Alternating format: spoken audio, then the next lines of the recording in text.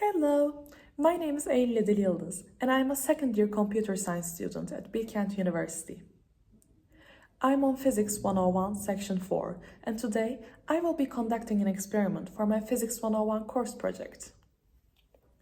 In this experiment, we will be investigating the relationship between the period of a spring performing simple harmonic motion, the masses attached to the end of the spring, and the spring constants.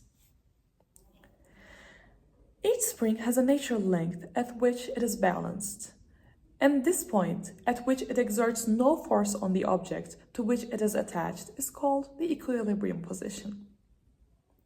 When a spring is pulled a distance x from the equilibrium position, it exerts a restoring force F to the mass in order to bring it back to the equilibrium, and this force, according to Hooke's law, is equal to spring constant times the distance x. The periodic motion of a spring with a mass m attached to its end and the spring constant k, which is pulled a distance x and released, is called a simple harmonic motion.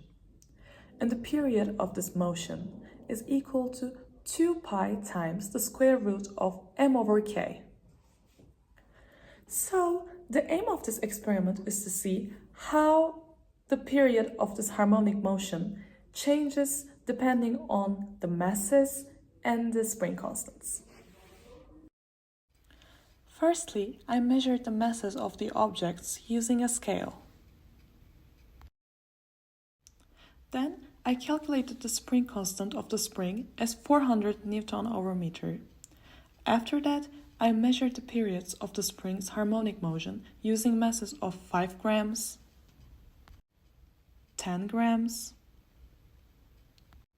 20 grams, 50 grams,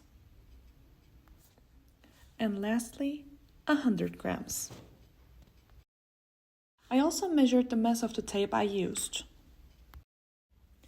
Then I started the other part of my experiment by calculating the spring constant of my second spring, which turned out to be 200 Newton over meter.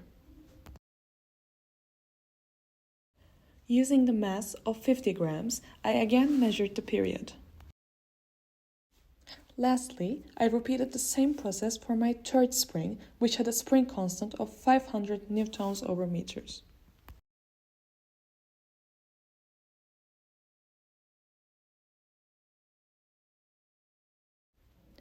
Now that we have seen the procedure, let's look at the results. As a result of the experiment in which we have used different masses, it can be observed that the period increased as we used heavier objects. And in the other experiment where we used different springs, it was observed that the period increased as the spring constants got smaller. In addition, when I compared the expected results with the measured results, I saw that the error rates were over 40% in both experiments due to the friction. Thank you for listening.